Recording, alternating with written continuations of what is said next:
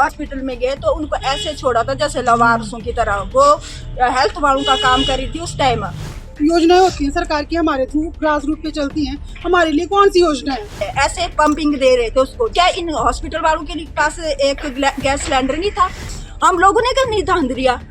हम क्या कर सकते हैं? हमें 10,500 मिलते हैं, उसमें से हमें पता नहीं है। सुबह से निकलते हैं हम, कभी 7 बजे निकलते हैं, कभी 8 बजे निकलते हैं। हमारी होती है 5 घंटे की ड्यूटी, 24 घंटे ड्यूटी पे रहते हैं हम लोग। उस वर्कर को हम अभी भी हम नहीं छोड़ेंगे सरकार को। हम अपना काम छोड़ देंगे, हम नहीं करेंगे किसी भी डिपार्टमेंट का काम। मंडी से दुखद खबर सामने आई है। एक आंगनवाड़ी कार्यकर्ता की पोलियो प्लस ड्यूटी के दौरान हादसे में मौत हो गई। आंगनवाड़ी कार्यकर्ता हर्षा प्लस पोलियो अभियान के बाद होम विजिट कर हर्षा प्लस पोलियो की खुराक से छूटे हुए बच्चों की तलाश कर रही थी, तो इसी दौरान सीढ़ियां चढ़ते हुए वह गिर गई और गंभीर रूप से घायल हो गई। उन्हें मंडी अस्पताल पहुंचाया गया। प्राथमिक उपचार के बाद पीजीआई रेफर किया गया, लेकिन उनकी रास्ते में ही मौत हो गई। इस मामले को लेकर अब आंगनवाड़ी वर्कर यूनियन ने गहरा रोष प्रकट किया है और विभाग पर लापरवाही के आरोप लगाए हैं। यूनियन की सैकड़ों सदस्यों ने इसे लेकर बुधवार को प्रदर्शन किया और अपने विभाग के जिला कार्यकारी अधिकारी को ज्ञापन दिया। इन महिलाओं का कहना था कि मृतका की मासिक आय मात्र 10,500 रुपए थी और पोलियो जैसी जोखिम भरी ड्यूटी के लिए उन्हें 3 दिन के सिर्फ 225 रुपए अतिरिक्त मिलते थे। हादसे के बाद ना तो आईसीडीएस विभाग ने जिम्मेदारी ली और न ही स्वास्थ्य विभाग ने। परिवार की आय का कोई अन्य स्रोत नहीं है, जिससे उनके जाने के बाद पूरा परिवार असहाय हो गया है। आंगनवाड़ी कार्यकर्ताओं का आरोप है कि बीते 2-3 वर्षों से मानदेय में कोई बढ़ोतरी नहीं हुई है, बल्कि पिछले करीब 10 वर्षों से उनका वेतन लगभग जस का तस बना हुआ है। वे लंबे समय से अपने अधिकार, सम्मान और सुरक्षा की मांग कर रही हैं, लेकिन हर बार उनकी आवाज को अनसुना कर दिया जाता है। योजनाएं होती हैं सरकार की, हमारे थ्रू ग्रास रूट पे चलती हैं, हमारे लिए कौन सी योजना है? प्लीज ऐसे वर्कर बहुत परेशान है सारे वर्कर्स सर। हॉस्पिटल में गए तो उनको ऐसे छोड़ा था जैसे लवारसों की तरह। वो हेल्थ वालों का काम कर रही थी उस टाइम। उनका पूरा ये सहयोग होना चाहिए था उसको बचाने के लिए। ऐसे पंपिंग दे रहे थे उसको, जबकि वो क्रिटिकल उसमें थी उस टाइम। क्या इन हॉस्पिटल वालों के पास एक गैस सिलेंडर नहीं था? आईसीयू के प्रबंध नहीं है? क्यों बनाया वो इतना बड़ा हॉस्पिटल? किस लिए बनाया है? देखने के लिए बिल्डिंग बनाई है? क्या करना उसको देख के? आज मैं ऐसा भी बोलती सरकार से, मैं एक तक बात बोलना चाहती हूँ कि जब हिम केयर चलते थे, आयुष्मान कार्ड चलते थे, क्यों बंद किए वो प्राइवेट हॉस्पिटल में? गरीब से गरीब बंदा आता है बेचारा जैसा, वो नहीं जा सकता है, वो नहीं कर सकता अपना इलाज, वो कार्ड बंद कर दिए। अपने बोलते हैं कि लोग करते हैं धांधलिया, सबसे बड़ी धांधलिया तो ये लोग करते हैं। हम लोगों ने क्यों नहीं धांधलिया? हम क्या कर सकते हैं? हमें 10,500 मिलते हैं, उसमें से हमें पता नहीं है। सुबह से निकलते हैं हम, कभी 7 बजे निकलते हैं, कभी 8 बजे निकलते हैं। हमारी होती है 5 घंटे की ड्यूटी, 24 घंटे ड्यूटी पे रहते हैं हम लोग हैं। हमें खाने के लिए टाइम भी नहीं होता है, फिर भी बोलते हैं कि आप लोग क्या करते हैं? हमारे बात से लवारिस की तरह पड़ी हुई थी वो, उसको पंपिंग की जा रही थी। हॉस्पिटल वालों का फर्ज नहीं बनता था कि हम जाएं, हम इसको अच्छे से ट्रीटमेंट करें। और उनके पास फैसिलिटी नहीं थी सर। मेरा बोलने का मतलब, वो उसको आगे रेफर कर सकते थे, वो नेर चौक भेज सकते थे जहाँ पे आईसीयू था, वहाँ पे उसको ट्रीटमेंट देते।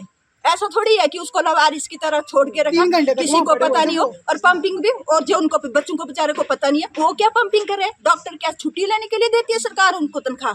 जिसने हमारी ड्यूटियां लगाई, 100 वर्कर और आशा वर्कर, आंगनबाड़ी वर्कर और आशा वर्कर की ड्यूटियां लगा के गया जो भी हम, वो खुद छुट्टी पे, उसको किसने दी छुट्टी? जब मुझे छुट्टी नहीं मिल सकती, उसको भी छुट्टी नहीं मिलनी चाहिए। उसके नीचे इतनी वर्करें काम कर रही थी सर, कैसे छुट्टी मिली उसको? वो भी ऑन ड्यूटी होनी चाहिए, उसकी रिस्पॉन्सिबिलिटी बढ़ती। वहाँ पे हम गए सीएम ऑफिस, बोला सीएम ऑफिस गए डीसी ऑफिस मीटिंग के लिए, बीएम के पास बोला वो गया छुट्टी पे। उसको मैं जानना चाहती हूँ कि उसको छुट्टी कैसे मिल सकती है जब मुझे छुट्टी नहीं है? जब मैं बोलती हूँ छुट्टी के लिए, मुझे बोलते कि नहीं आपको तो मीटिंग अटेंड करनी पड़ेगी, आपको तो आना ही पड़ेगा, आप छुट्टी नहीं ले सकते आज। उसको किसने छुट्टी दी? मैं जानना चाहती हूँ, जबकि उसके ऊपर इतनी रिस्पॉन्सिबिलिटी थी।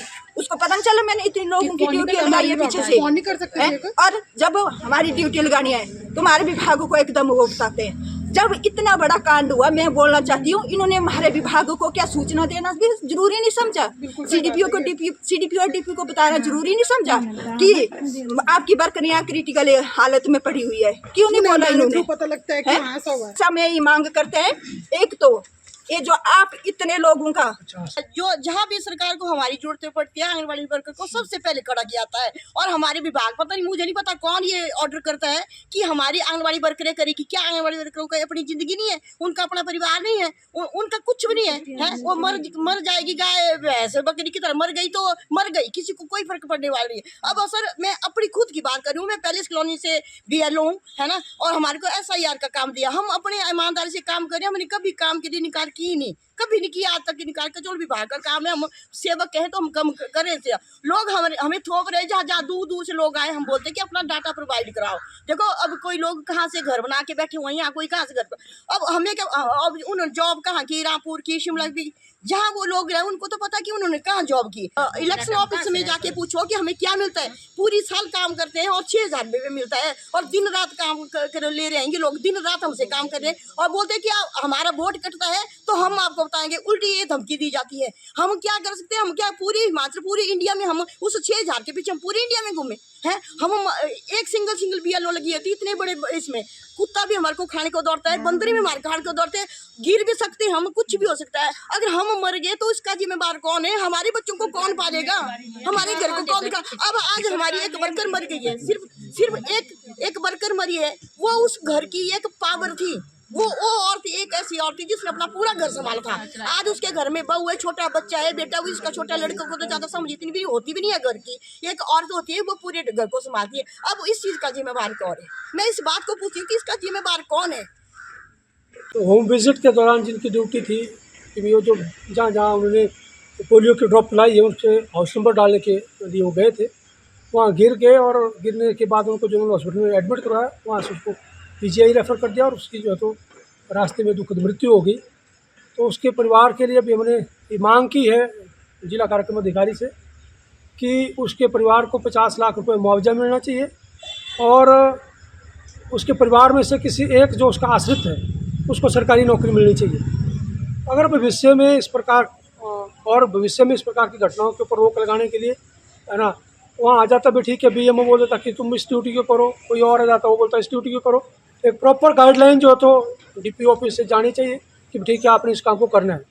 अगर वो 50 लाख रुपये मुआवजा नहीं देते हैं और उसके परिवार में से किसी आश्रित को नौकरी नहीं देते हैं, तो आने वाले समय में अभी हम ऑनलाइन मीटिंग आज रात को इनकी करेंगे, आंगनबाड़ी वर्कर हेल्पर यूनियन की करेंगे, और एक बड़ा आंदोलन लॉन्च करेंगे जिसमें हड़ताल भी होगी, धरना भी होगा, प्रदर्शन होगा, DPO के कार्यालय का घेराव भी होगा, जब तक वो 50 लाख रुपये मुआवजा नहीं दिया जाएगा।